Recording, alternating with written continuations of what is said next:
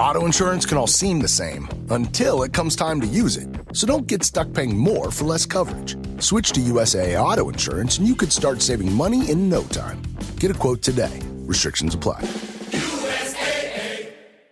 Switch to Verizon Business and get more from your internet without paying more for your internet. Get LTE Business Internet starting at $39 a month when paired with select business mobile plans. That's unlimited data, and with it, unlimited possibilities. Start saving today with Verizon Business, ranked #1 in small business internet customer satisfaction by J.D. Power. Starting price for 25 megabits per second LTE internet plan with smartphone plan savings, plus taxes, fees, and economic adjustment charge. Terms apply. For J.D. Power 2024 award information, visit jdpower.com/awards. Hilton brings you new ways to stay, with experiences that let you capture the glory days. Introducing the Graduate Hotels. Each inspired by local college towns, these stays are always original and never boring. Get in touch with traditions all across the country and enjoy a stay that's a class above the rest. Book at Graduate Hotels with Hilton Honors Points at Hilton.com. It's a win-win. Hilton, for the stay. Is anyone out there? Another salesperson enduring the endless search. Exhausting. If you want to get right to the right conversations, you need LinkedIn Sales Navigator. Whether you're looking for new leads or strengthening existing relationships at your top accounts, get right to the right conversations with LinkedIn Sales Navigator. Try LinkedIn Sales Navigator now with a free 60-day trial at linkedin.com/trial. That's linkedin.com/trial. Terms and conditions apply! This episode is brought to you by Walmart. New beauty is in bloom at Walmart, and it's all about springtime radiance. From Drybar, Tula Skincare, and hundreds more available online, Walmart has the premium brands you want and this season's on-trend products for flawless, glossy hair and hydrated skin. Big name beauty brands? Check. The things you love? Check. Find trending spring beauty and all you need to look and feel gorgeous at Walmart, on app and online.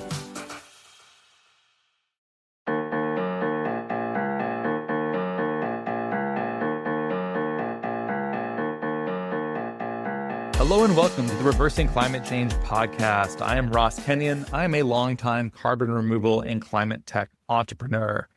Today, I'm very excited to be speaking with Andrew Jones, the co-founder and CEO of Carba. Carba is a Minneapolis company that works with waste biomass, turns it into biochar, and prevents biomass from entering the landfill unnecessarily.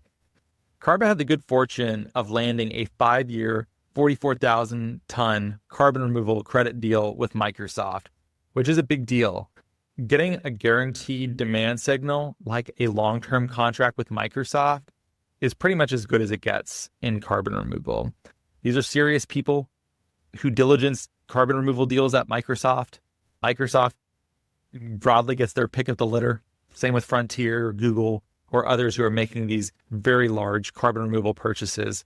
So getting that stamp, you get to put it on your website. You get to tell people that Microsoft is one of your customers. Your parents know who Microsoft is as a customer. That is a known quantity. Fortune 100, one of the biggest companies in the world, is your customer. It's a great sign for any company that is able to achieve a deal with a customer like Microsoft. Once you have guaranteed demand like that, it unlocks the possibility of finance. So Carba has this deal for 5 years and 44,000 tons of carbon removal credits. And that doesn't mean that Microsoft bought all of those credits up front. Oftentimes these deals are structured to have milestone unlocks. Carba would need to provide certain metrics of progress during this time in order to continue the process. In general terms, that's how I've seen it done in other places for other offtakes. I imagine that's similar for them, although I do not know. I imagine that's similar in this case. But I think people don't always realize is that these big offtake agreements do not just mean that companies get access to a very large pot of money up front. And so my other guest today is Matt Schmitt, who is the CEO and founder of Structure Climate, where I'm an advisor. I've known Matt for a long time. He served on Nori's board years ago. I have really enjoyed my time working with Matt on what Structure is doing here. Structure is working on innovative financing mechanisms for carbon removal and climate tech companies, because I'll just back up here. And I'm going to imagine that if you're a listener, maybe you don't know much about equity versus debt financing for startup companies. But if you've watched Silicon Valley, if you're familiar at all with how equity works, is that you sell a portion of your company. You sell equity in your company to investors, and they expect most of their bets to fail. But the bets that do succeed, they expect to make large multiples off of. Could be 10x. Ideally, it's closer to 100 and up from there. Some of the big deals that you're familiar with, angel investors or seed investors of Uber, for example, became very, very wealthy as a result. The good thing about equity is that there aren't terms on it, typically. It's not like you have to get them a return within 5 years or there are penalties.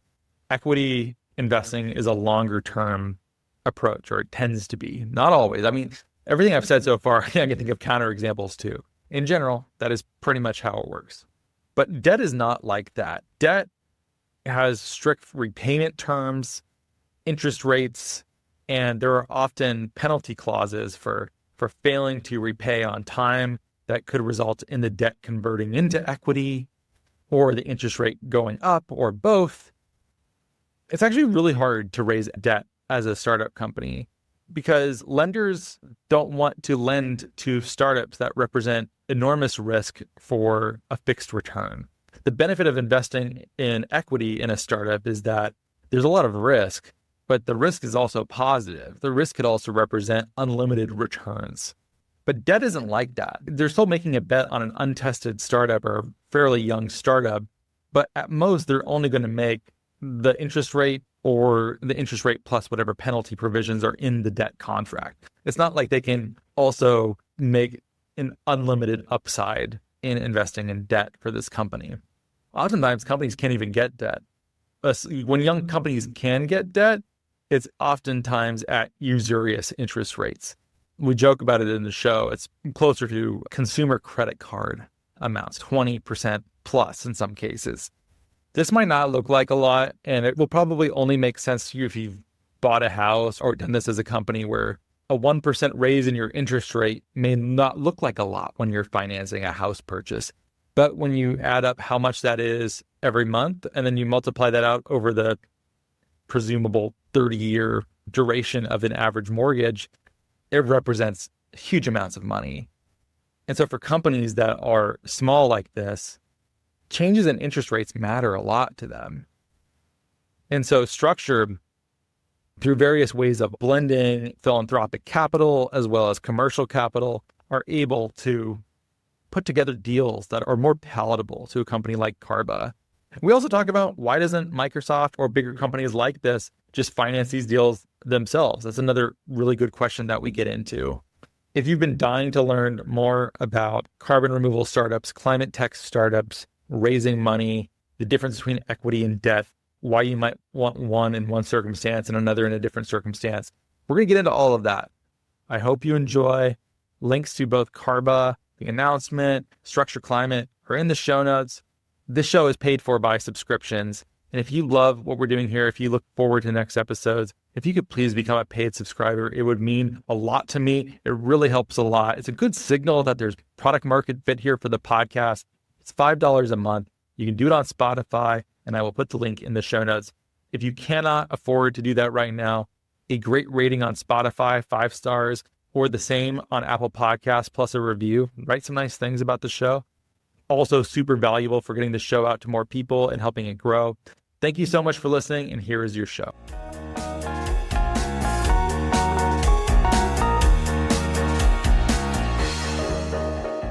Matt and Andrew, I'm happy to be able to announce what you're working on the show, and we will get into what we're going to announce, but we should just start at the basics here. So the announcement even makes sense. I think if we go announcement first, it's not going to make sense. So Matt, let's start with you. What is Structure Climate? Yeah, thanks, Ross. Structure Climate provides project finance services to for-profit companies that are doing climate positive projects that we work across technology verticals. So anything that's good for the climate, let's have a conversation.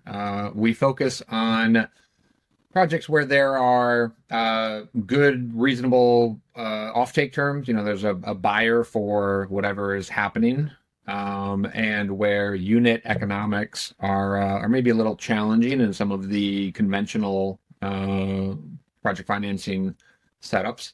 And one of the main tools that we use to be able to engage early and at a small level is the syndication or the pooling of charitable and philanthropic capital into loans. So we take the tax advantaged flexibility of this charitable capital and put it into terms and structures for companies like Carba that set them on a path to more conventional financing as they prove out. So our goal is to make those first projects that much easier to get done, so that companies can spend that much more time focused on what they need to do, which is already hard enough. And so we're here to help. You're telling me that the most generically named person in carbon removal has a financeable project? Yes. We often find that, the more boring a deal might sound on the outside, the more interesting it is to us. But no, I think this is something that probably a lot of climate companies face, is that there are all sorts of sources of friction in these deals or transactions or sales that are completely unrelated to the technology that's at the center of it, or the service or the offering or the product. And so if there are challenges in, timing of cash flows or procurement processes from a corporate customer, or your balance sheet, or, your capital cost or loan to value, or you can't meet the debt service coverage ratio your banker's telling you to meet, or you're trying to use venture capital dollars for concrete and steel, yeah, let's talk about that. I mean, it's the way I like to describe structure sometimes, and maybe I'll give away my background in the Army here, but the technology companies like Carba, like, they are the tip of the spear, and we need the tip of the spear, but we also need the heavy wooden shaft that connects to the tip of the spear. And if you're fishing with the spear, or hunting, or performing a ceremony or whatever, like, there are all sorts of different tips of the spear. That's great. Well, we're here to make them all effective in whatever they need to do. I'm not going to take offense to that. There may be a lot of Andrew Joneses, but I'm a millennial, so I'm a special snowflake. Oh, God. I can just see you over there just waiting for your chance. Like, shut up, Matt. That's my time. I got to get in there. Also, Matt, I don't think you used a spear in the Army, did you? Otherwise, that was a very long time ago. It was a different Army for a long time. I guess a bayonet is a type of spear, but yeah, it's true. Please save us, Andrew. Please tell us what carbon is.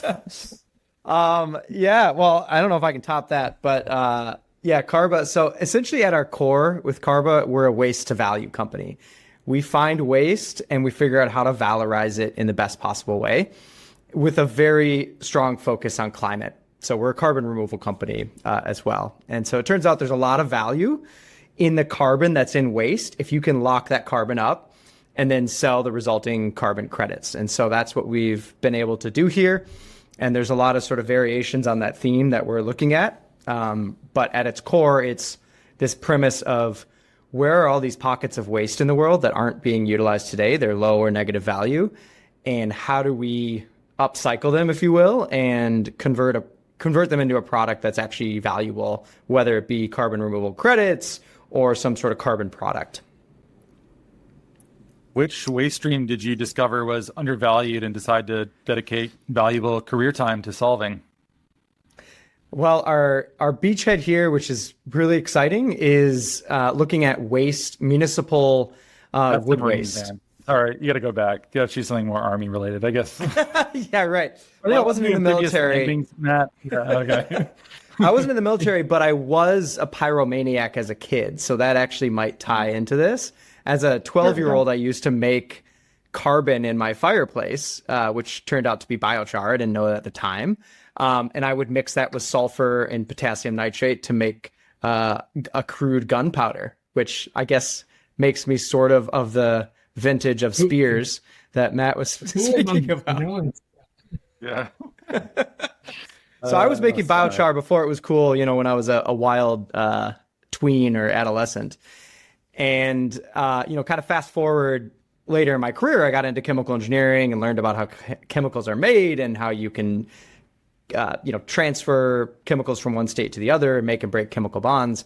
And really got started in catalytic pyrolysis, how we use catalysts to make it better, and started Carba to take advantage of all the wood waste and agricultural waste and yard debris that's out there. And so our first project here is in Minnesota at a landfill site where we actually take wood waste from the area, which is diseased or degraded and would otherwise burn or compost.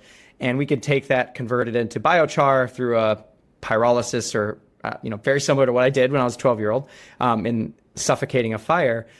And we can take that black biochar, which is this stuff. Ross, it doesn't look like a giant turd. You can cut that out. Thank you for fixing it. Yeah. We could take this black biochar, which is now devoid of food value, and we can put it into environments where it has co-benefits. And the first one we chose was a landfill because it turns out landfills leach out a lot of chemicals. They have odors. They have fugitive methane emissions. We can reduce all of that by putting this into a landfill. And they're already burying soil, so we can mix in with that soil and provide all these environmental co-benefits as well as lock up the carbon in the landfill. And so we have a big project that we're building out here in Minnesota. The language, I think, is so interesting and can frame up so much of the thinking or discussion here. And that is that, sometimes even the language of co-benefits, I think, misses some of the mark. We like to talk about, let's understand the entire surface area of a project. And so what Andrew's project represents is not just storing carbon out of the atmosphere in a way that keeps it out of those short-term carbon cycles, but also means fewer trucks on the road hauling soil in to maintain landfill cover. It means fewer microplastics in local water systems. It means more revenue at the landfill that is able to receive this wood waste that otherwise it can't receive. It means fewer emissions in the air, fewer kind of rogue, just like wood chip piles that turn into potential fire hazards.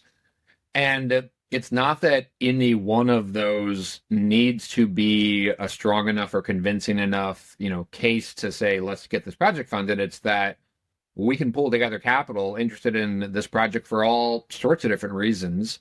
And that's great. That's like the projects like Andrew's have, again, this like big surface area that, they're carbon and water and air and jobs and resilience and local and, all these other things together. And so I just, as you look at projects, I would say the language of talking about co-benefits, I think often misses the realities of what these projects can represent. That's a good point. We certainly gloss over it when we just use one big word to cover up all of these very immediate health impacts and other benefits here. But who's the customer for this work, Andrew? Is the city or the county or the state paying you to do biomass diversion? Is it something like that? Yeah, I think long term, we see this as sort of a future waste management lever. So right now we pay to get rid of our trash. We pay to get rid of our recycling. No, we don't pay to get rid of the CO2 because it's invisible. It comes out of our tailpipe and we don't see it. But really, that's kind of the third arm of the waste that we produce. And I think long term that can be part of the conversation. Today, we're funded by carbon credit purchasers. So companies or individuals that are trying to reduce their carbon footprint, hit their net zero targets, and purchasing carbon credits directly from Carba or through marketplaces.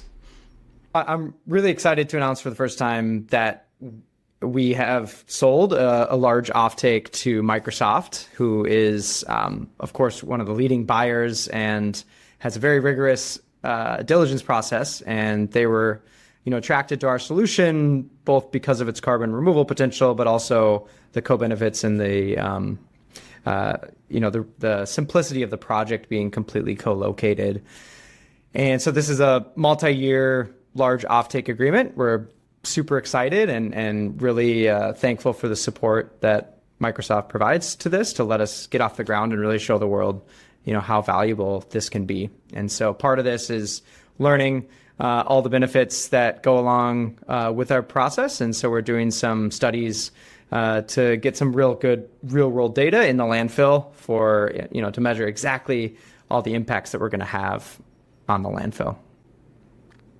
Congratulations. That's amazing news and very big. Okay. I think people listening and would assume that if Microsoft is one's customer, that you've basically got it made and you probably don't need that many other people like Matt flitting around. I was going to say pecking your carcass. Oh, no, I'm sorry. I'm going to roll that back on you. Why do you I'm need not a carcass that yet, involved? It's actually, let me come at this from the Microsoft side, right? Like I've known the Microsoft team for years. Ross, you and I first met when I was at Cargill, and you were at Nori many years ago. And Microsoft was, they announced their purchasing intent in I think 2020, not too long after Stripe. And I've known the team there at Microsoft for a number of years, and we at Structure actually maintain active discussions with them simply because Microsoft as a buyer, their finance team wants to buy carbon credits just like they buy software subscriptions and professional services and property services and employee benefits and all that, which is to say that they set up contracts with the vendors that they want to source from. Those vendors perform that service or deliver that product, and then Microsoft pays. And this is how, transactions the world over happen in all sorts of different industries. And in established industries, there are all sorts of established financing mechanisms to support those transactions. And so one of the ways that I think about Structure is that we are bringing the patterns for those financing products to emerge in this new kind of industry. And so as we talk to Microsoft, they actually introduce us to the suppliers that Microsoft wants to be able to buy from, because as much as they are doing to catalyze demand in this market and are really, leaders here, again, they are a corporation going through their corporate procurement processes. And as a publicly traded company, they have certain compliance requirements, and the more consistently they can procure and purchase, the more of that they can do. And so having mechanisms to support that in not just their everyday items, but also their kind of emerging areas like carbon credits and so on, makes it that much easier, not just for Microsoft, but then for the companies that want to follow in the footsteps of what Microsoft buys. Why wouldn't they just cut Carba a check? What blocks deals from happening in that sort of straightforward way that we might expect from being consumers in other parts of our lives? Yeah, so this is where I think, we all have experiences with this. If you're a homeowner that has done some remodeling, or if you're, at a company that's purchased services, whether that's, consulting or software development or so on, there might be some cash that you pay up front to retain services, but a lot of what it takes to actually get done what you're aiming to get done takes time. And then you want to make sure that was done appropriately and received. And again, as corporate procurement processes work, they have their own, systems for moving from vendor setup to invoice to pay and so on. To pull an example from the auto industry, if Toyota places an order with a manufacturer for a set of bumpers for a certain car, that company that makes the bumpers can go buy the steel, the raw materials. They can make those bumpers using funds that they can borrow against the value of that order, that purchase order from a company like Toyota. And so the fact is that, just companies like Microsoft managing capital at that scale like to manage their capital, which is to say they like to keep a hold of it until they absolutely have to get it out the door to whatever it is that they have, purchased or committed to. And so we enable the purchase of carbon credits to be like the purchase of, again, any of a number of other standard kinds of corporate services or products or something. I think I can layer on top of that too, Ross. Like the way I see it is someone like Microsoft, they want to be able to buy the product, which is the credits. They don't want to fund the project. They don't want to be project developers or put in the capital to bring a product online. That's a very different ask and very different sort of financial risk profile. And they have done things like that, but that's not a model that's scalable. And so where Structure comes in and why we partner with Structure and why it's such a valuable partnership is Structure helps us get these projects off the ground, whether it's a folk or a noke, which I hate the term noke. I mean, come on. But whether it's the first or many of a kind, we need project financing, and that gets very difficult at the first of a kind stage, less and less difficult as you go on and you build out the model. That's not something you can, in really any industry, rely on the buyers to provide the capital for. And so that's where Structure comes in play. And that gives the buyers of credits a lot of confidence that these projects are going to get done. You have, the capital, you have the sites, you have the partnerships, and you can make these projects go forward.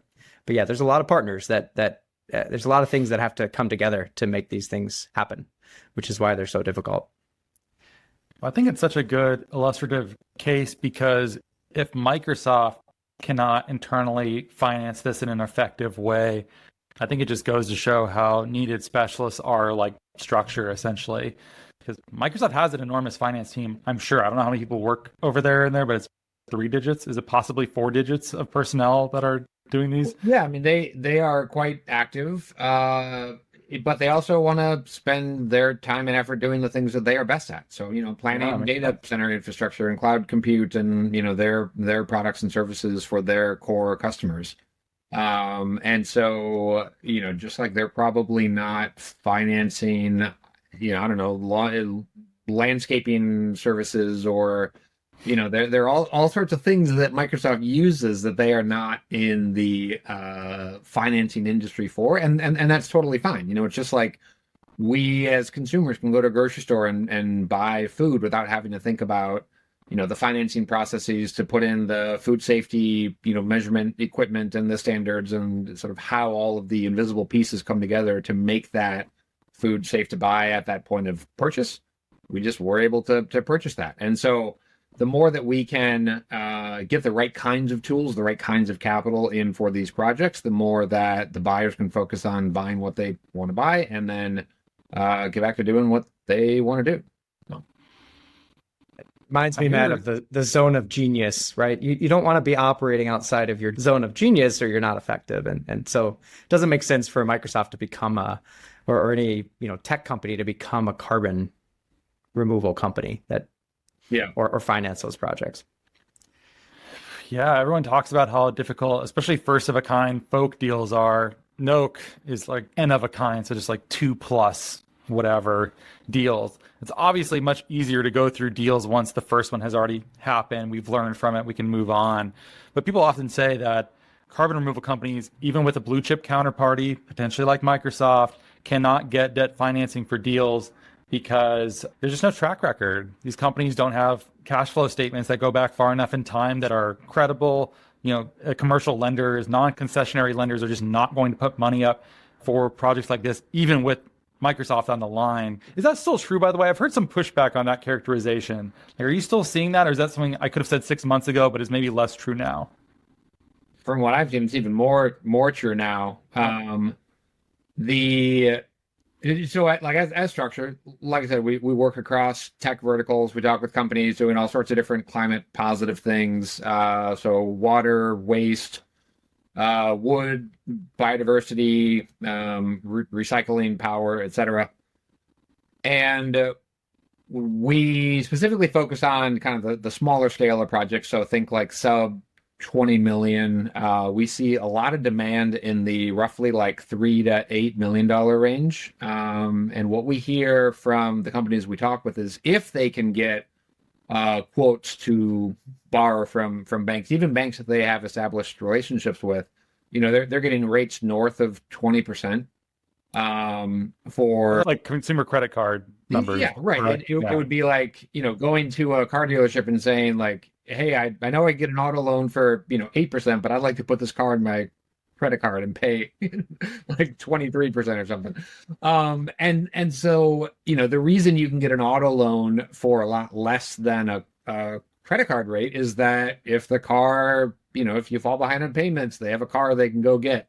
Whereas a credit card, you can pull out that number for nigh upon anything. And so there's this kind of trade-off between the cost of capital and the flexibility of the capital.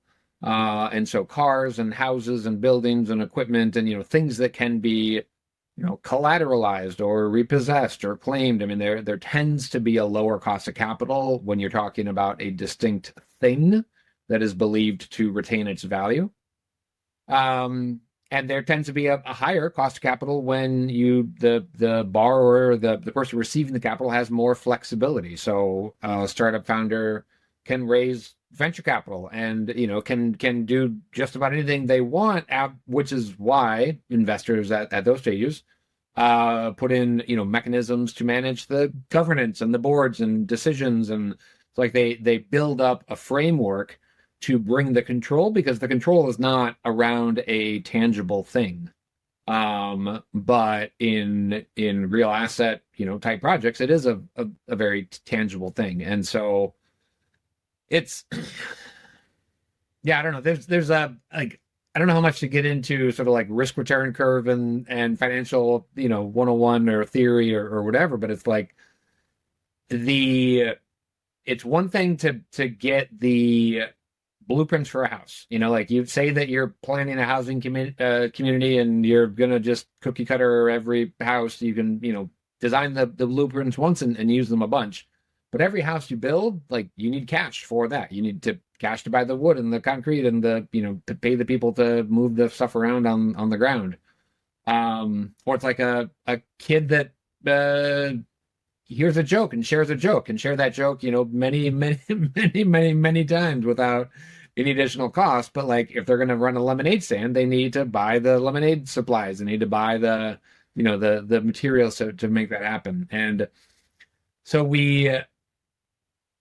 sorry, Ross, I feel like I'm wandering on the answer here, but it's like the companies that we talk to, they have customers that want to buy whatever it is they can produce. And so we're here to say, let's line up the cash and the capital that can be flexible enough to meet what your project needs. They also probably don't want to be on the hook in case, knock on wood here, Andrew Carba fails to deliver. If they had pre-purchased, I imagine there's probably less recourse. That risk is probably with the buyer, and they don't want that. Someone would lose their job potentially if that happened, if they bought something that fell through. Yeah, you're really sticking your neck out, right? And doing something that's not core to the company as well. So yeah, I kind of look at it, from the entrepreneurial perspective. I'm doing a climate startup, and climate is tough, right? For all the reasons we've said. I have a couple options. How am I going to get this project off the ground? I've got a project. I can go to a customer. I can try to get prepayment. That's, more and more difficult as this industry matures. I can go out and try to get debt financing, which we mentioned is very difficult. A lot of times these offtake agreements aren't bankable, meaning you can't leverage them necessarily for traditional debt for a first of a kind, because that risk is there, because this market is chaotic and not established. Or I can go out and get venture, so equity financing. You don't really want to equity finance the capital of your first of a kind. I mean, that's very expensive capital. That's not first of all, it's not a very sustainable model, but also it's a very expensive model. I've heard, venture, Matt, you correct me if I'm wrong, but I've heard venture is equivalent to taking like a 30% rate loan. Yeah, that's kind of, or more. I mean, it depends on kind of your exact. And it comes with a lot of teeth sometimes. Yeah. And so it's not cheap. So you don't want to do that if you can avoid it, especially for capital. For people, it's a little bit different. But and so then, come in Structure Climate and Matt, they've got this alternative fourth pathway, which is this is debt, but it's philanthropic debt, mixed with some private debt. And he can talk about that more, but it's a way to get much lower cost of capital that's now enabled us to do first of a kind build outs. And we can touch on, DOE as well. But it's a door opening lever for us and has really allowed us to take advantage of building a first of a kind new technology to really save the planet and save and improve landfills and air and water quality. Yeah, and I want to be clear that this is not sort of the end all be all solution for everything. There is absolutely a need for early stage venture capital, and if you're a climate company getting started and you're figuring out your science or your technology or you're figuring out your team, like equity financing is a great tool for that. And really, I think a helpful way to look at this is for anything that your company can use, everywhere, which is say your IP, your talent, your science. Look at equity financing options. I mean that's really where you should be putting that kind of capital into play. And then for anything where you're doing something specific to a place or a customer or a set of materials or something like that, where it's like almost like one-time use capital, so trucks, concrete, steel, etc. You have to pay for those physical things. Look at debt solutions. And so the right kind of capital tool for the right kind of job is really what we are here to build. And we find that a lot of climate companies really don't necessarily have the awareness because they haven't been forced to figure that out. We're here to say, hey, let's get more smaller projects funded faster with capital tools that are recognizable to more mature markets and sources of capital. And that way, across a variety of technologies, we'll see and show the commercial maturity that's possible. Llévate más de lo que esperas todos los días con el nuevo McValue en McDonald's. Ahora puedes comprar uno y sumarle otro por $1. Así que cuando tu equipo favorito enfrente a sus rivales, enfrenta a tus antojos con $5 Meal Deals. Y si estás corriendo para alcanzar el desayuno, corre al app para llevarte ofertas antes del cutoff. Tú decides, y con McValue, tu decisión siempre rinde más. Precios y participación pueden variar. BOGO $1 válido para un producto de igual o menor valor. Debe estar registrado en Rewards para ofertas en el app. You know that feeling when someone shows up for you just when you need it most? That's what Uber is all about. Not just a ride or dinner at your door.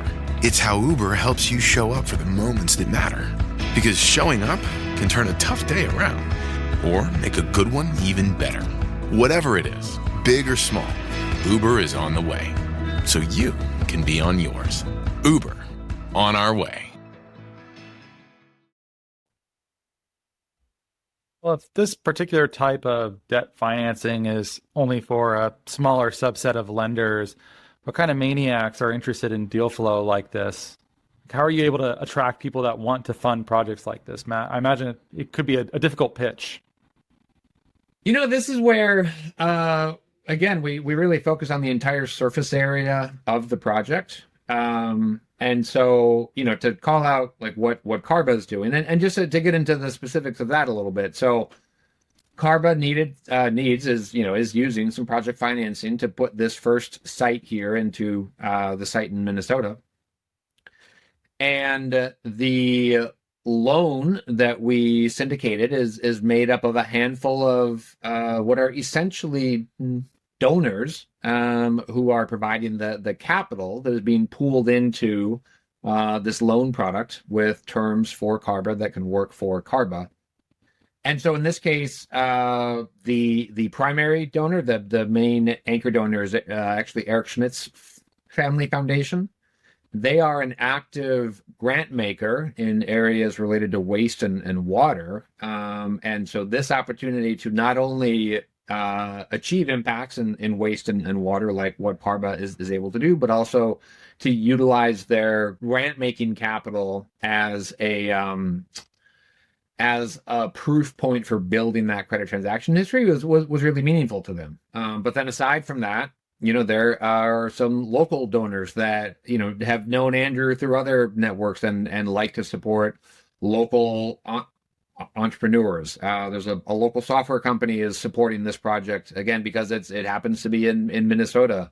Whether you're looking at this for, Minnesota or waste, water, carbon, climate, small communities, rural economic development, maybe you want to support U.S. manufacturing jobs or entrepreneurs that, went to the University of Minnesota or that went to Berkeley or, have the last name Jones. Like, I don't know. There can be a whole surface area for these projects. And we're here to say that's great. All of this capital can work together, and we're here to make it easy for that capital to make projects like what Carba is doing successful and able to achieve the impact that they are able to achieve.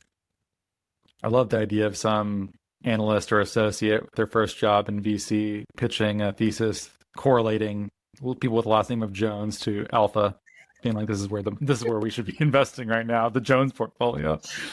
I'm all for it. I bet you are. There's no reason for you to oppose it. I bet there's a correlation. I don't know if there's a causation, but there might be a correlation.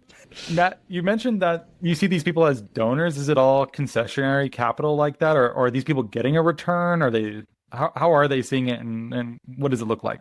Yeah, no, great question. Couple of terms that I think are important to lay out to understand the landscape here.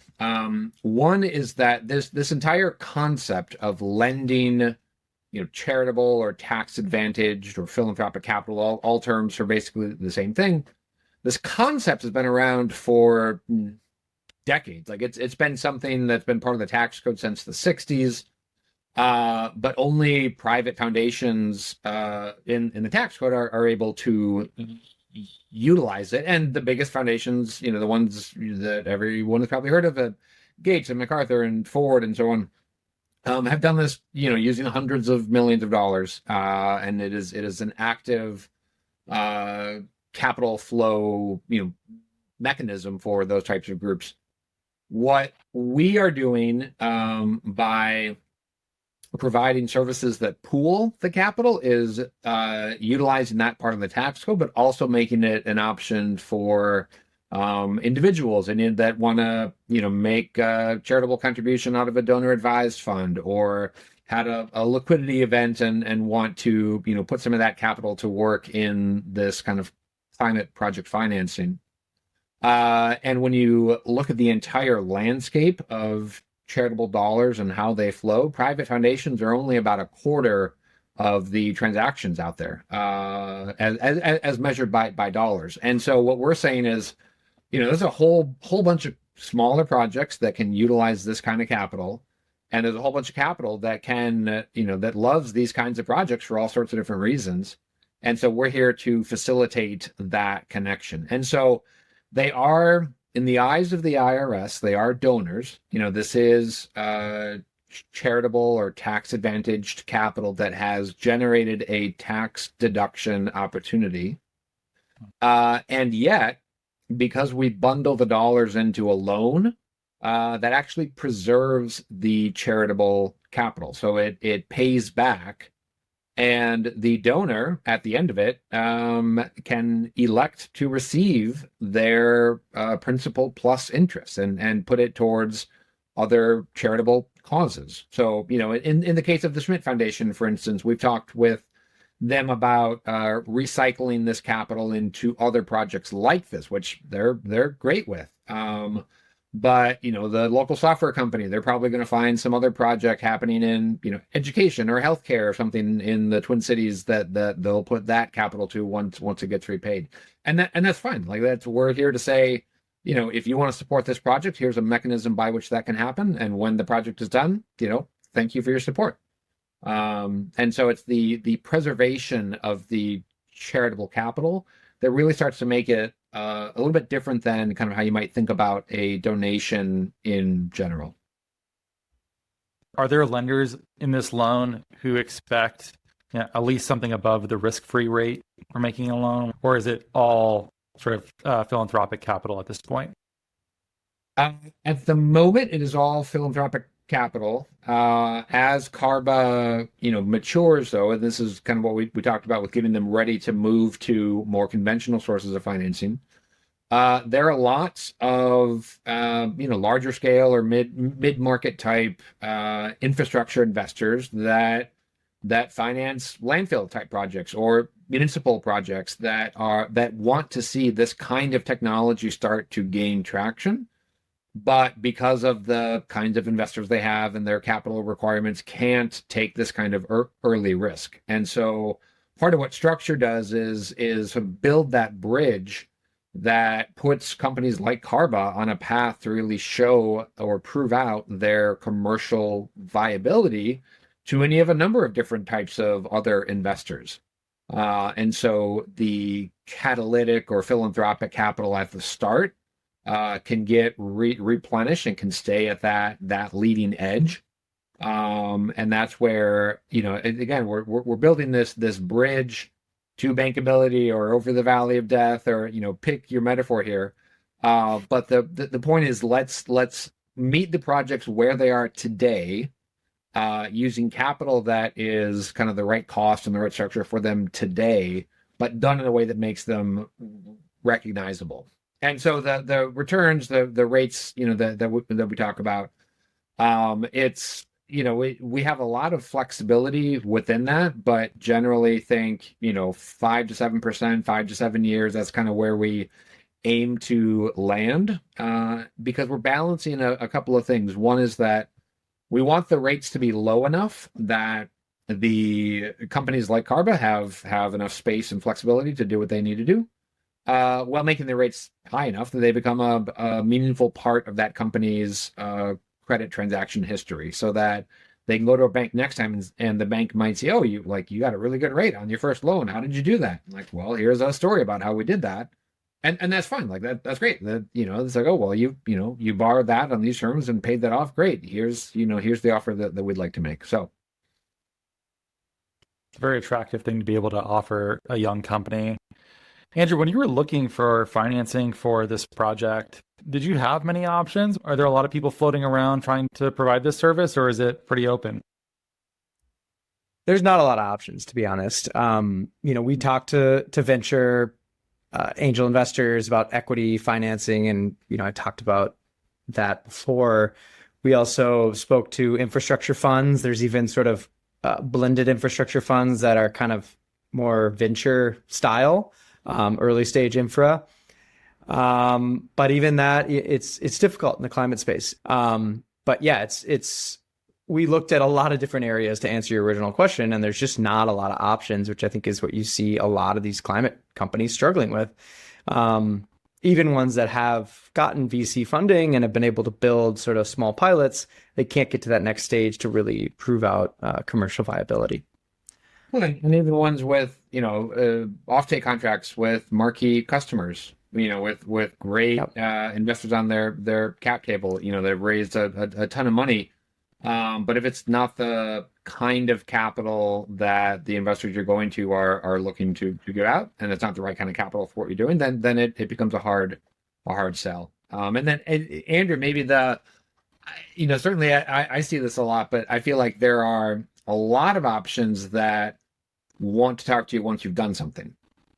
And like once you get started, once you have that first project or the first 2 or 3 projects, then they would love to write the checks to fuel that growth. And that's not just Carba or Biochar. I mean, we see that everywhere. Every kind of climate project like this faces the same kind of challenges. And like, how do you start something that is so new?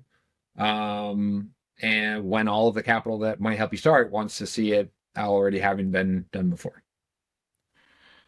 This might go in bonus content because it's a little bit eccentric or maybe naive, but Minnesota is a very progressive state, and I see it as a very creative state financially too, in terms of policy. Is there any opportunity for carbon removal projects that intersect with conventional city or county or state operations to have access to municipal bonding? Is there any ability to have tax advantage bonds working in favor of carbon removal at the state level?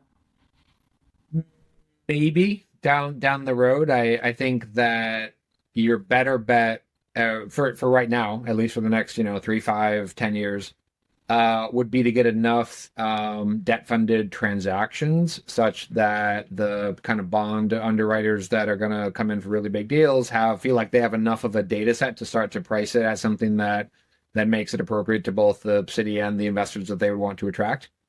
And this is where it's like solar and solar PV, I think, is such a great example of, in the last dozen-ish years has really sort of become large scale and boring, and that's fantastic, right? Like we want that kind of technology to be financed at a massive scale and financed by all of these like pension funds that want zero risk and accept low returns. Like that's fantastic, and yet it took 50 plus years for solar to get there. And when Jimmy Carter put panels on the White House in the 70s, like it wasn't because the spreadsheets had perfectly mapped out the growth plan. It was because he wanted to show what it looked like, show that it could be done. And that's really kind of part and parcel with our theory of change. As we get more smaller projects started faster, then more people can see what climate projects look like, and they can start to think about what that means for their community, their city, their municipality. Yeah, just to layer on that, it's very clear to me that when we demonstrate this at a commercial scale and show its profitability in the numbers, it becomes way more bankable. And so there are these early stage infra funds that will take you from 2 to 10. There are the later stage that will take you from 10 to 100.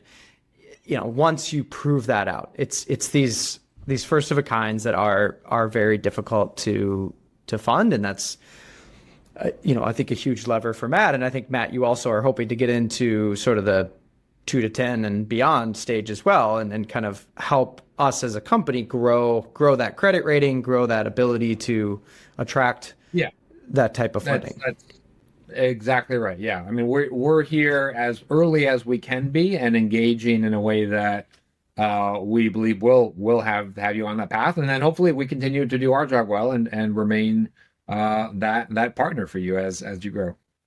And Minnesota, kind of to touch on that piece, Ross, like Minnesota is a great state for this. I moved out of California to come to Minnesota, which, Californians thought I was crazy, but I'm from here. So, but it is a very progressive state, and we have a lot of policies, pushing for solar and renewable and sustainability.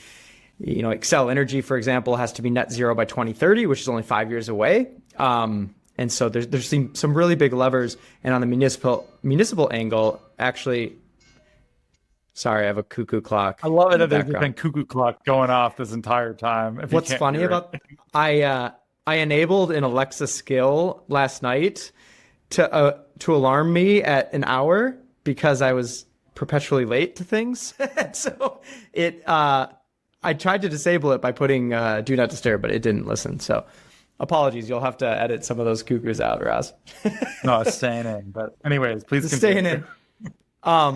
So on the Minnesota angle, the city of Minneapolis has actually funded the first biochar facility in the U.S., maybe the world, funded by a municipal funding source. I don't know exactly how the money was appropriated. So the city of Minneapolis, and then along with the cities of Lincoln, Nebraska, and Cincinnati, Ohio, through a really competitive process, got selected by Michael Bloomberg's foundation to implement these municipal level biochar projects. So yeah, it's just like a great example of like making it local, making it real, making it tangible for people. And that's a huge growth area for us. So they're focused on biochar to kind of line the streets or the roadways, the landscapes on the side of the roads with biochar. This municipal angle of waste aggregation and landfills and burial is, core to what we're doing as well. And so it all ties together. And I think Minnesota is a leader there, and we're leaning into that for sure. At Capella University, you can learn at your own pace with our FlexPath learning format. Take 1 or 2 courses at a time and complete as many as you can in a 12-week billing session. With FlexPath, you can even finish the bachelor's degree you started in 22 months for $20,000. A different future is closer than you think with Capella University. Learn more at capella.edu. Fastest 25% of students. Cost varies by pace, transfer credits, and other factors. Fees apply. My cat Freddie loves to be brushed and cuddled. But stirring up his cat allergens meant sneezing and itchy eyes. Then I found Purina One Live Clear. It's cat food that reduced the major allergen and my suffering in as little as 21 days. Now, we feel closer than ever. If you have issues with cat allergens, you really need to try Purina One Live Clear. Try new Purina One Live Clear today. Purina One, a difference from day one. Are there green bonds that might be applicable to work like this, or is this as far away as municipal bonds are? Maybe. Again, the challenge with that often comes in with scale and costs for establishing credit ratings and having the data set to get the ratings done and so on. There are certainly, those kinds of financing instruments for more established clean energy projects, solar, wind, batteries, etc. What Structured Climate is focused on is companies like what Carba is doing, or some of the other like small modular tech companies where they have something that a customer can see for themselves and that the customer wants, and the particular parts of the project they don't necessarily fit a conventional scene, but there is tax advantaged capital that is willing to and wants to see this kind of impact. Private market transactions are hundreds of trillions of dollars. I mean, it kind of wrap together a whole bunch of numbers there. And I don't want to imply for a second that philanthropic or charitable capital is anywhere close to that. But it doesn't have to be to get started. So these capital sources can be really, really shallow, but by being shallow, they are also really broad. And so that's, again, like how we activate the entire surface area. And we get the capital that a company like Carba is ready for, and done in a way that, again, puts them on that path to growth. You mentioned a PRI. I imagine that might be a new acronym for people listening. What is a PRI?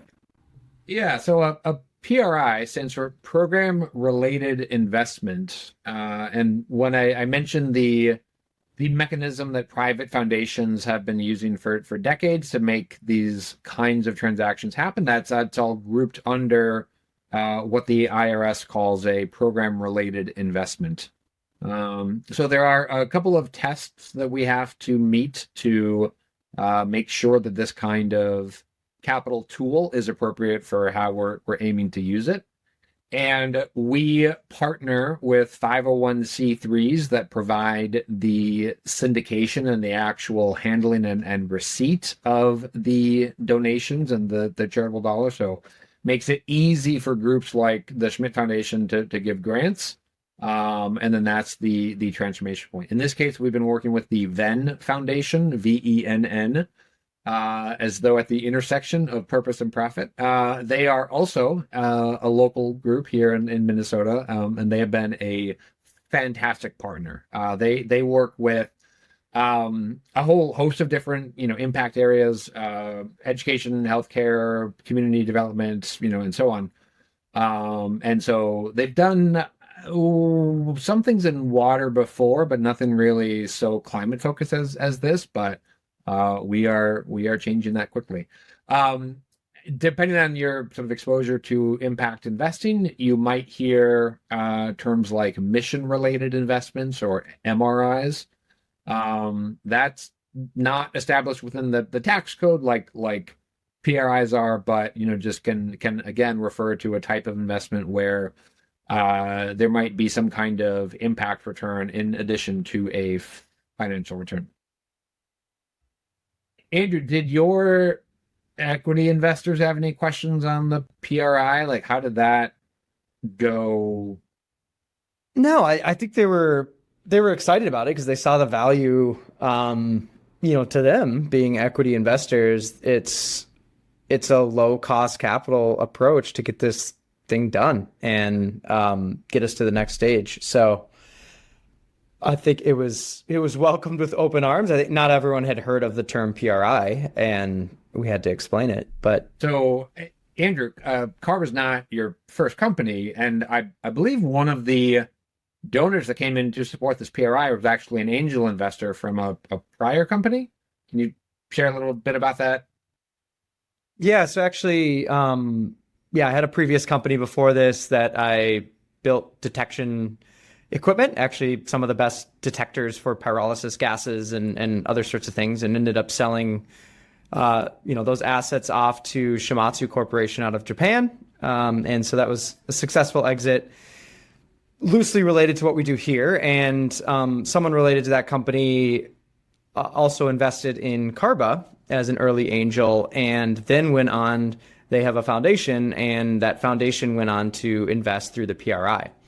So it was a really interesting opportunity to invest sort of private capital in an equity stake, but then also through a foundation, philanthropic capital. Oh, that's interesting. Yeah, and this is where I think understanding the landscape of capital can become really important. And the groups like Schwab and Vanguard and Fidelity are the largest 501c3s in the world just by assets under management, because they manage donor advised funds for so many people.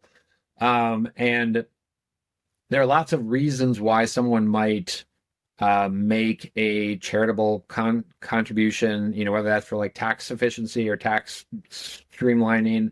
Certainly anyone who's considering like a tax loss harvesting strategy can look at this, this kind of opportunity to get a similar outcome. And so it doesn't have to be someone that, is big into philanthropy or big into charity. It's, if you have dollars in a DAF that are just sitting in the S&P and you want something more interesting to do with them, like we've got a bunch of projects that would love to get that kind of support. And the other plug I'll give too is, if you're someone sitting with a foundation or philanthropic capital, or you want to just make a donation, it becomes catalytic capital. So it's not like you're giving it away and it's it's a traditional donation. It's actually a loan vehicle that goes back, and then you can reuse that for a charitable purpose again. So as Carba pays these loans back, you get to reuse that capital, which is incredibly catalytic and very different from just donating the money traditionally. Right. And I do want to, like, one thing I always want to emphasize or be clear on is that there are lots of areas where donations are just a critical tool for a given issue. And lots of areas where, a donor that gives is absolutely what is needed, and there is no mechanism for return. I'm not like we shouldn't charge getting fed or whatever. But in the theory of change, like the sooner that climate positive business models can just become business models, the sooner we get the scale of impact that we're all after. And so that's really our focus, is saying we can work across a wide variety of types of impact, water, waste, air, etc.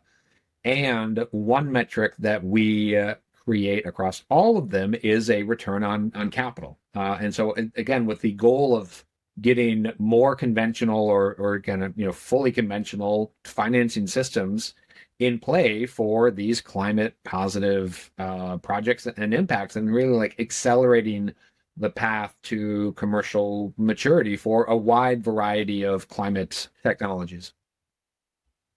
Thank you so much for being here. Congratulations on the big offtake, Andrew. That's amazing. I'm happy that Structure was able to participate too and make all this happen and tie it all together so neatly. Really interesting to hear more about what it's like to be working on debt financing, both as a project developer and then also being on the finance side. Thank you for sharing, both of you. Really appreciate it. Yeah, thank you, Ross. Thanks for having us. Yeah, appreciate it.